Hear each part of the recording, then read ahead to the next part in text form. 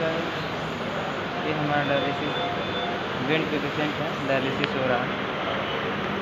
ये पेशेंट है जिसको हम डायलिसिस कर रहे हैं। इसका क्रिएटिनिन 8.6 है।